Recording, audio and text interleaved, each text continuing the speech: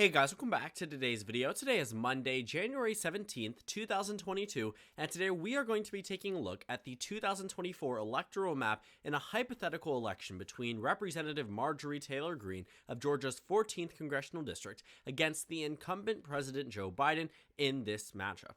Now, looking at our election map, it is different than the one that we used between Joe Biden and Donald Trump. That is because after the 2020 year, we saw reapportionment across the nation. Certain states lost electoral votes, certain states gained electoral votes, and provided us with this one. So if you haven't seen any of my new 2024 predictions, the reason why the map looks slightly different in terms of numbers is because of that. It happens once every 10 years. So the first map that Joe Biden, when he was on the ballot in 2008 as the presidential nominee for Barack Obama, there was a different electoral map than 2012. The same map was used through 2016 and 2020. So to just answer a couple of questions about that, just because, people had asked, why does the map look different? Why does Texas all of a sudden have more electoral votes? I hope that puts a sort of just a brief explanation of what has actually happened with this new map. But this potential matchup, I think, is straight out of, the devil's book in essence. I think that this election would be one of the worst that we could even come together as an American public to see and experience. I think that many of our elections have really taken a very significant toll on us,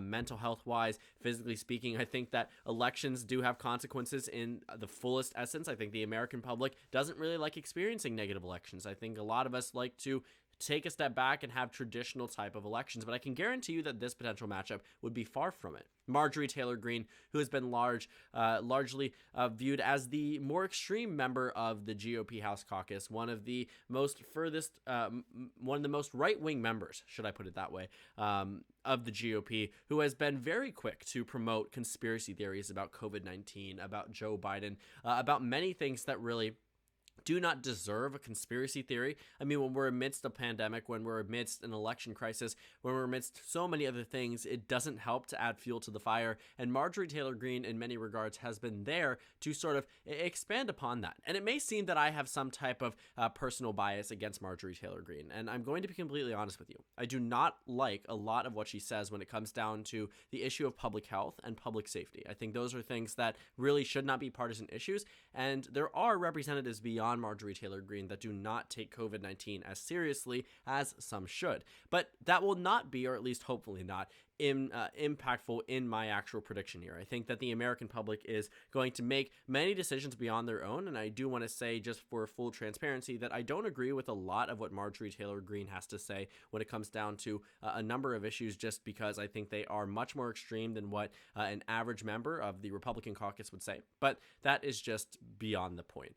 In this prediction, we are looking at Joe Biden doing better than he would against many other Republican nominees. And this is largely due to the fact that Marjorie Taylor Greene does not capture the essence of a traditional or stereotypical Republican. And I don't think that she captures the essence of a traditional or stereotypical Trump Republican. See, Marjorie Taylor Greene has made a name for herself because she has been more extreme than Donald Trump. Had she just been another embodiment of Donald Trump, she would have been like many other Republican representatives and senators and governors and whoever else is in powerful positions that seem to replicate the style and the method of campaigning that Donald Trump used in both of his elections. But Marjorie Taylor Greene has gone so far to, on day one, introduce the articles of impeachment against President Joe Biden, go to super full extents to try to undermine the legitimacy of an election, try to, take positions that are more to the right of President Trump and many of her other colleagues. And that's why she has risen to such, not necessarily popularity, but such a well-known status across the House of Representatives and amongst those who are avid in politics, meaning they are closely watching it to the fullest extent. And seeing Marjorie Taylor Greene now in this position where she is a reputable name, one might say she's a representative from Georgia's 14th. She isn't going to run for president. And I'm not saying that she is. I don't think that she's going to be the Republican nominee at all, but I do think that there is the possibility that we do have a matchup like this in some type of alternative reality, and it's just always fun to speculate about what type of matchup could actually bring us in terms of the election outcome. And Marjorie Taylor Greene actually hasn't really shied away from this possibility of her being a presidential hopeful. I don't think she will run, and I don't think she will be the Republican nominee, but she's going to Iowa for a reason. Maybe she thinks she'll run right now and will decide against it if Trump announces or Ron DeSantis announces. But, Marjorie Taylor Greene, in many ways, has made such a large name for herself that she could potentially run in the future and stir up some type of discussion around her name, but I don't think she would necessarily be the strongest GOP nominee by a long shot. Though, even though she wouldn't be the strongest GOP nominee, that doesn't necessarily mean that Democrats won't be, will be able to win states such as North Dakota and Wyoming and Idaho. At the end of the day, states are going to be decided by margins that are going to be very safe, regardless of who the Republican or Democratic nominees are going to be. Many of these states will simply vote for whoever has the R or D by their name, and that's just how much of American politics works. It's unfortunate, but it is a reality that we are faced with. We have voters across the electorate that are unwilling to vote for opposition members, even if it means that, in one case, there might be some type of substantial difference in their future outcome or their taxes or healthcare, things of that nature. If they just can't bring themselves to vote for a member of the opposition party, then they simply won't get there. And I think one thing that we do need to realize is that in a presidential election, nobody is doomed from the beginning. The way that American politics works is that it takes anyone who is unelectable, seemingly unelectable at least, and makes them electable. Specifically Donald Trump in the 2016 election. When everybody said that he had no chance at victory, that was partially right. In the beginning, he had no chance at victory. In the beginning, he was down against Hillary Clinton by sometimes 12 to 15 points nationwide. By the time we reached Election Day, he was only down 2 points. And get this, he lost by 2 points. You see, what American politics does is that because voters are so unwilling to move sides and vote for anyone in a political type of landslide, it makes it very difficult for us to have one candidate always remain the frontrunner, regardless of who they are. So even if Donald Trump at one point was highly disregarded and unelectable because of the way that American politics works, they take him and they say, okay, it's either him or Clinton. I really don't like Clinton, so I'm going to vote for Trump. I'm a Republican who doesn't like Trump. I don't like, the way that he stands about certain points, but here I am, still going to vote for him because he is a Republican. And that could be the thinking, and probably was the thinking of many of those anti-Trump Republicans. I mean, at the end of the day, Trump did not win the majority of the primary votes, and the majority of the primary, even when everyone dropped out, was against him. And that's something that isn't often told, because when you win that nomination, you are, of course, the representative of that political party, and by the time you reach the general election, you are propped up. So Marjorie Taylor Greene, while seemingly unelectable right now, and I'm saying that in full confidence, she definitely seems unelectable right now. That doesn't necessarily mean she will be, or will remain unelectable throughout the entirety of this election. But I don't think she has a good chance of victory. And with that being told, I'm going to tell you right now that many states that voted for Joe Biden in the 2020 election are actually going to shift towards the left. I don't think that this negative approval rating of Joe Biden is going to be enough to counteract everything that Marjorie Taylor Greene has said and done in her first year in office. She definitely has put herself in a position where the American public, at least of those who know her, don't like her. 42% of the nation right now doesn't even know who Marjorie Taylor Greene is, according to this poll from October of 2021. But of those who do, just 10% have a very favorable view, an additional 9% have a somewhat favorable view, meaning a total of 19% in the favorable, with 6% having a somewhat unfavorable view, and 33% with a very unfavorable view. Which means that looking at this, you have a significant portion of the unfavorable group together, meaning about 39% of the nation already has an unfavorable view. And seeing that 39% compared to the 19%, it's nearly double in terms of that, which means the American public, if everyone was to know Marjorie Taylor Greene, we were taking the 42% and comparing it to this and breaking it down, that would give about 67% of the nation having a somewhat or very unfavorable view of her as a candidate, as a person. And of course, that would be something that would be detrimental to her election bid here. Even if Joe Biden is unpopular, I still think that he would be able to expand off of his 2020 margins simply because she is not likable. and she isn't going to defeat Joe Biden in this election. Marjorie Taylor Greene would be a very bad move for the GOP. She would, completely harm their possibility of winning the 2024 election, which is why I say she will not be the Republican nominee. But, in saying this, I think that what we do need to understand is that you aren't going to see a landslide. At the end of the day, Joe Biden is still unpopular. You're not going to see a landslide, and American politics has moved way beyond the possibility of landslides, at least for this election. But favorability rating definitely matters. And Marjorie Taylor Greene's history speaks for itself. I mean, she remains an extremely unpopular member of Congress outside of her district. Obviously, in a solid red district that was drawn by and for Republicans back during the 2010 redrawing process, the 14th district was always made to be safe red. It's not a toss-up district. Had Marjorie Taylor Greene been in the 6th congressional district or the 7th, she more than likely would not have won. And I say that in confidence. She would not have been in a good position. Marjorie Taylor Greene won 75% of the vote in the 14th district because her opponent practically dropped out because of threats against his campaign, and she still barely outran President Trump. I'm not impressed by her House election performance, and I think that when we come down to an actual election against Joe Biden, he will definitely be able to defeat her. And, seeing the election map already, I think you can already see how this is going to go. The map is going to end up better for the Democratic Party than what it was in the 2020 election for many obvious reasons.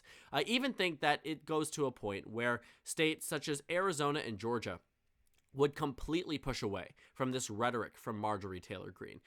I could really imagine states such as Georgia and Arizona becoming 5 to 6 point victories for Joe Biden. Again, they will remain closer because this is a presidential election. It's not going to be completely lopsided in one direction, but what I do think is that Joe Biden will be able to perform well, specifically in Marjorie Taylor's home state of Georgia and in Arizona.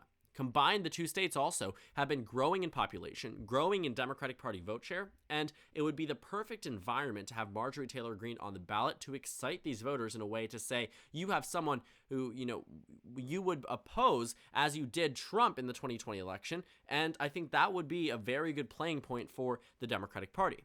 But I wouldn't say it would go so extreme because this is a presidential election that states such as Texas would go blue. I think it would be very close. If I'm being completely honest about Texas individually, not to say that I'm not honest about the rest of the maps, but, it's just a phrase. But looking at the state of Texas, this would be a very, very close race. The reason why I give it to the GOP is, again, to bring back and usher in this point that we are in a presidential election, and voters, regardless of who is on that ballot, are going to find very, weird reasons to vote for certain people. People are not going to be willing to move from side to side, even if it means that they may not like some candidate, because we've seen candidates who were disliked by members of their own party but still ended up winning the election. Donald Trump, most notably, who faced a significant amount of Republican insider and establishment politicians pushing back on him, and he still ended up winning the election with nearly 90% of all Republican support across the nation. Seeing the state of Texas red, I do think that it would take the right national environment for Texas to go blue. But one thing that I have seen from the 2020 election, and that I do want to caution myself with when making these projections, is that some states are not going to be as blue as you might expect, even in extreme scenarios. And while Texas is certainly on a pathway to becoming a swing state in its full glory, always competitive regardless of the election for 2024, it's a very difficult decision, but I do think Marjorie Taylor Greene would narrowly edge out Joe Biden in this race. But I don't think that, Joe Biden is going to lose the state of Nevada or Arizona or Georgia. I think these states are definitely going to Biden. I think that Florida could go to Biden as well. I think that it won't be by a large amount. I don't think it'll be by a likely margin, but I do think it could go to Joe Biden. That would actually be a very good result for Democrats. The thing about Donald Trump's legacy on the Rust Belt is that he gives the Democratic Party a run for their money, regardless if he's on the ballot or not.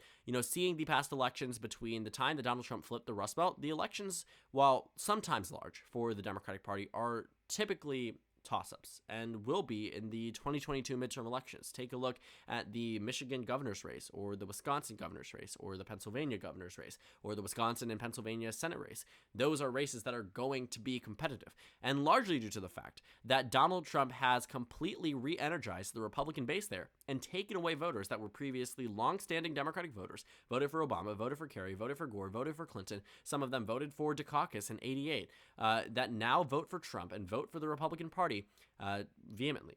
And that's where the Democratic Party faces trouble. That's why these states don't return to safe like Michigan was in 2008, or near safe like Wisconsin was in 2008. These states have long-lasting damage for the Democratic Party that will likely last through this election. And moving on to Maine's 2nd District, this is where I also see a bit of trouble for Marjorie Taylor Greene, but I do think that it would still end up going red. Again, residual support is a very big thing. A presidential election also is a very important factor. I think that the Democratic Party would face some trouble in Maine's 2nd District, as of Marjorie Taylor Greene, but at the end of the map, the 2nd District would go red. Now, with the final 3 states, these are the states that before I made this video, I had some trouble figuring out how I was going to characterize them. On one hand, I see the point about residual support in Iowa and Ohio, but on the other hand, I also see the fact that Marjorie Taylor Greene is an exceptionally weak candidate for this presidential race. Iowa and Ohio aren't necessarily afraid of voting for Democrats. I think they are more pro-Trump than they are anti-Democrat, as we have seen in the in-between elections. While he definitely has completely changed the electorate there, taken the rural areas that used to be solid blue and turned them into solid red regions, rural areas don't hold as much of a population as people might like to expect. There are still cities in Iowa, there are still cities in Ohio that could be a driving force for the Democratic Party. And while there may be voters out there that are energized by Marjorie Taylor Greene, she is not Donald Trump, and she does not appeal to as many independents or centrist-leaning voters as Donald Trump did, which makes it very difficult for her to win in states that more recently shifted over the electorate by a significant amount. So Iowa and Ohio, I am comfortable at this point characterizing in favor of Joe Biden. Even though the approval rating there might be abysmal, the national approval rating might be abysmal, Marjorie Taylor Greene's favorability rating is much worse, and her history is much worse. Joe Biden has been tried and tested through the 2020 election, and that rhetoric didn't seem to work as well as the rhetoric that he used against Donald Trump. Marjorie Taylor Greene is propping herself up back for the first time on the national stage in this circumstance, and I don't think it'll bode well. It's something that Democrats have begun to use in competitive races, tying her to many GOP candidates, and it's actually effective, seemingly. More recently, in the Georgia runoff elections too, her name was utilized as a means of dragging down Republican support across the state. Looking at the final state, the state of North Carolina, this is another state that I would characterize as lean blue. I think that it will move over somewhere between a 4 to 5 point margin of victory for Joe Biden. I do expect him to win in the state of North Carolina. But I still find it very difficult to see Texas turn blue. I think this is one of those states where you see a consistent trend in favor of the Democratic Party, but because it has not voted Democrat in years past, maybe it's just me not being able to see something clear to some of you. You could disagree with me on this point, completely fair. I mean, it is a tilt state. It really could go either way, but as it stands right now, for some reason, I'm more comfortable flipping over Iowa and Ohio than I am Texas. But of course, if someone wants to explain their reasoning as to why they think Texas would go blue, I'm all ears. Again, it's one of the closest races on this map, and I really am not going to die on this hill. If you can persuade me, you can, and I'm sure that some of you might be able to if you have things to back it up. But this is the final map. This gives Joe Biden, the President of the United States, re-election with 372 electoral votes to Marjorie Taylor Greene's 166. The states that flip back to blue are the states of Florida, North Carolina, Iowa, and Ohio. Funny enough, this is actually nearly the 2008 map, with the exception of Arizona, Georgia, and Indiana being different, and Maine's 2nd congressional district, but since it is in a state, wouldn't actually show up on the electoral map as a significant difference. So the margin of victory for Joe Biden, over 200 electoral votes over Representative Marjorie Taylor Greene. While this is not a matchup that seems to be a possibility in 2024, in our reality, it is always fun to speculate, and there's always that off chance, knowing the way that the American political system works. So thank you guys so much for watching this video. Make sure to comment down suggestions below. Subscribe on the left if you haven't already, and check out the Instagram and Twitter. At the bottom left of the screen, there's also a Discord server for you to go ahead and join. On the screen, there's a video you can watch, and then a playlist for my 2024 election analysis videos. Again, thank you guys so much for watching, and I will see you all later today.